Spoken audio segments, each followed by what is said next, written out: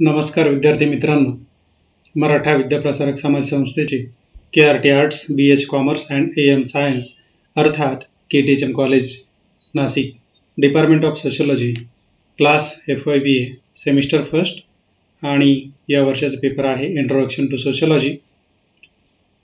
Chapter किंवा प्रकरणाचं नाव आहे सोशोलॉजी ॲज अ डिसिप्लिन आणि त्याचा उपमुद्दा आहे फ्रेंच रिव्होल्युशन अर्थात फ्रेंच राज्यक्रांती. विद्यार्थी मित्रांनो, प्रबोधनामुळे जगभरामध्ये अनेक देश, अनेक वसाहती स्वतंत्र झाल्या.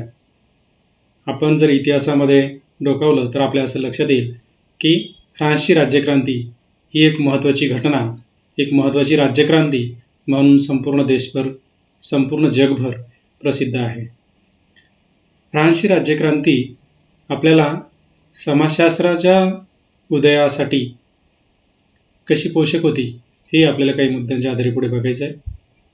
फ्रान्सची राज्यक्रांती ही इसवी सन 1789 ते 1799 मध्ये झाली.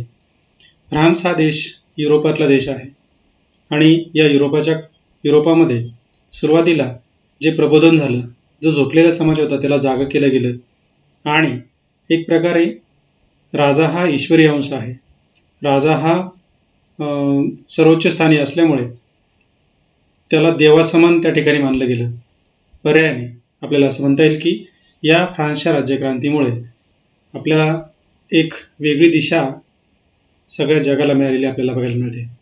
फ्रान्समध्ये कशा प्रकारची शासन व्यवस्था होती हे आपल्याला आधी बघावं लागेल.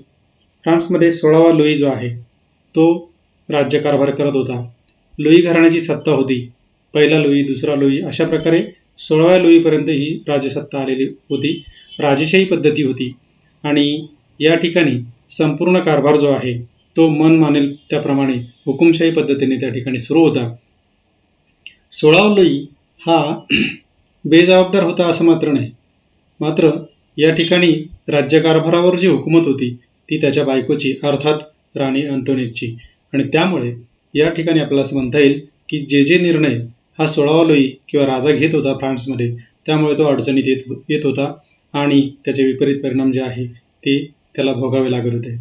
त्याचबरोबर या ठिकाणी सरकारी जो पैसा आहे, तिजोरीचा जो पैसा आहे तो राज्यकारभारावर किंवा कल्याणकारी योजनांवर खर्च करायला पाहिजे, तर तसं न होता सरकारी पैशाची उधळपट्टी मोठ्या प्रमाणात होत होती.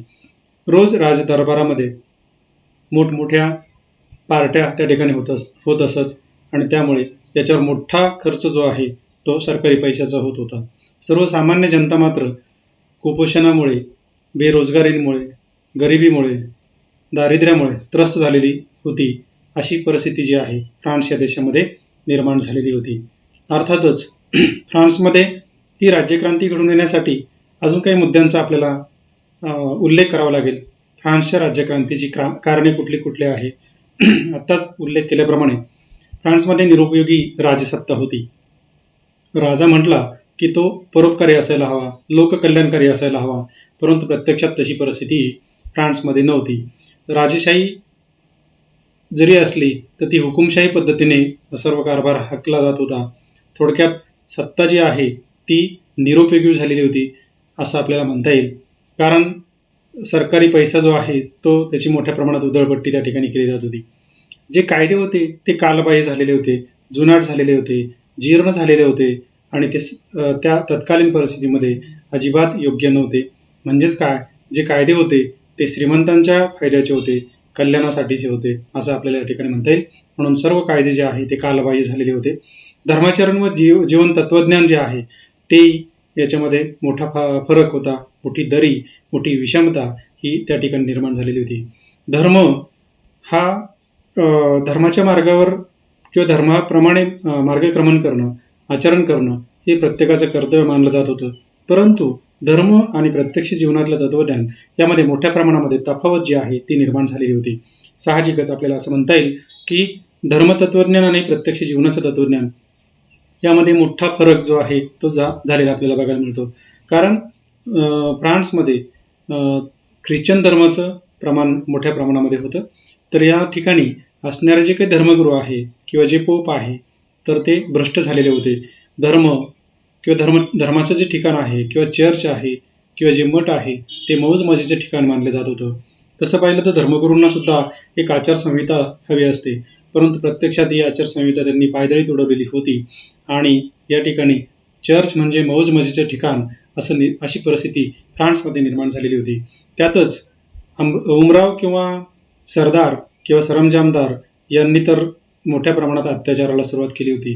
लोकांचं मोठ्या प्रमाणात शोषण केलं जात होतं, कुळांचं शोषण केलं जात होतं, शेतमजुरांचं शोषण केलं जात होतं आणि सर्वसामान्य जनता मात्र प्रचंड त्रस्त झालेली आपल्याला बघायला मिळते.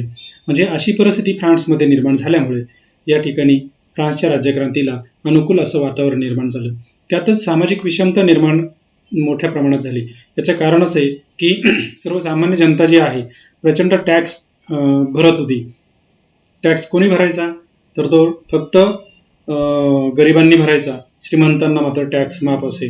त्यामध्ये उमराव किंवा सरदार, प्रशासकीय अधिकारी, धर्मगुरू, त्याचबरोबर सरदार यांना सगळ्यांना टॅक्स माफ होता आणि सर्वसामान्य जनता मात्र टॅक्सच्या ओझ्याखाली दबली गेलेली होती. प्रचंड टॅक्स भरून भरून लोक बेजार झालेले होते आणि या मोठ्या महसुलाचा परिणाम जो आहे तो परिणाम हा सरकारी तिजोरीमध्ये जो पैसा साचत होता तो पैसा मात्र हे राज्यकर्ते स्वतःच्या मौज मजेसाठी वापरत होते आणि म्हणून आपल्याला असं म्हणता येईल की प्रचंड टॅक्स हा फक्त सर्वसामान्यांना भरावा लागत होता आणि त्यामुळे लोकांमध्ये गरिबी, दारिद्र्य, कर्जबाजारीपणा यासारख्या मोठ्या प्रश्न किंवा समस्या ज्या आहेत त्या निर्माण झालेल्या आपल्याला बघायला मिळतात.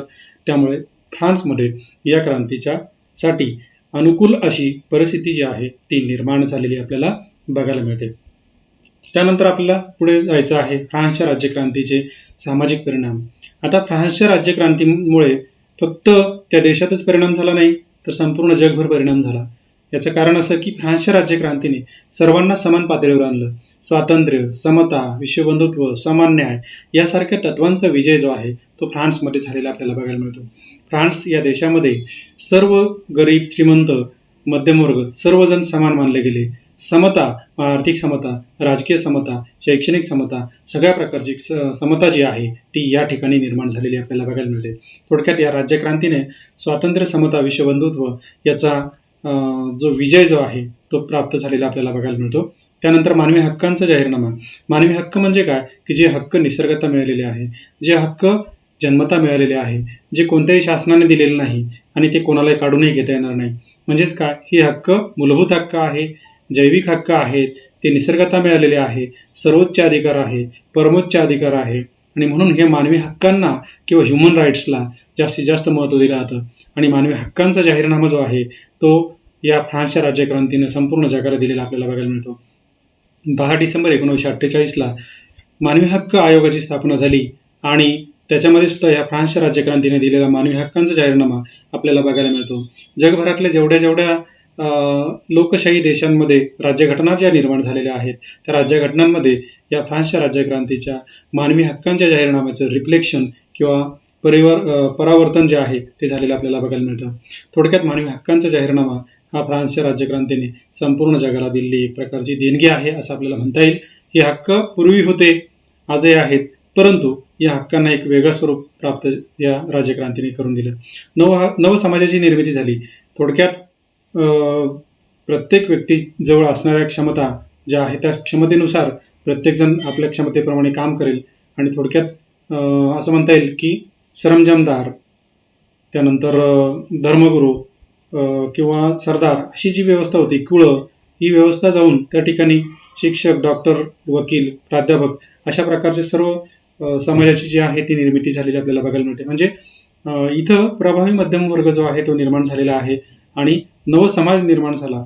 व्यवसायावरून आपल्या बुद्धिकौशल्याच्या आधारावर नव समाज जो आहे तो फ्रान्समध्ये निर्माण झालेला आपल्याला बघायला मिळतो.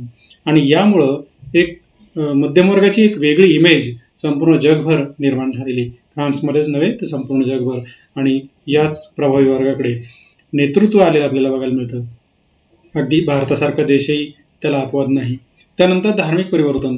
धर्म भ्रष्ट झालेला होता. धर्माचं जे काही ठिकाण होतं, उदाहरणार्थ चर्च असेल तर ते मौजमजेचं ठिकाण होतं.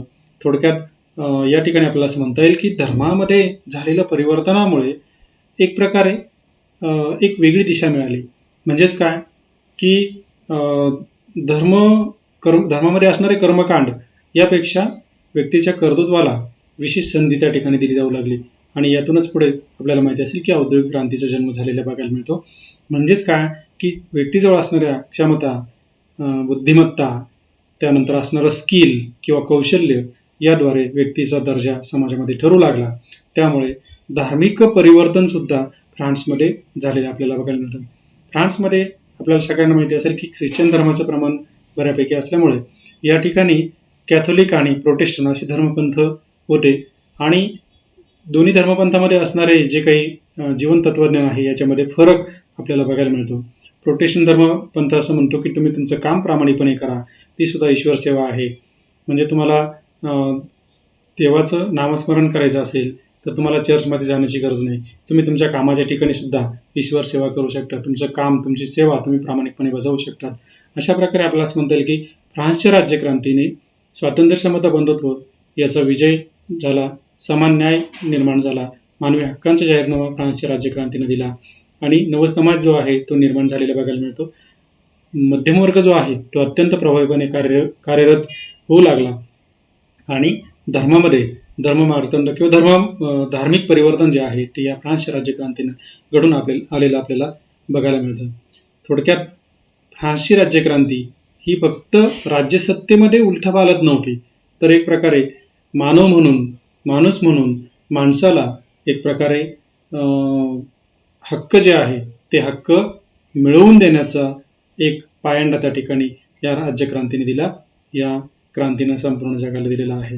या फ्रान्सच्या राज्यक्रांतीचे परिणाम फक्त सामाजिकच झाले असं नाही, तर जगभरातल्या ज्या काही वसाहती होत्या इंग्रजांच्या ताब्यामध्ये, या सर्व वसाहती स्वतंत्र होण्यासाठी या फ्रान्सच्या राज्यक्रांतीकडून प्रेरणा मिळालेली आपल्याला बघायला मिळते.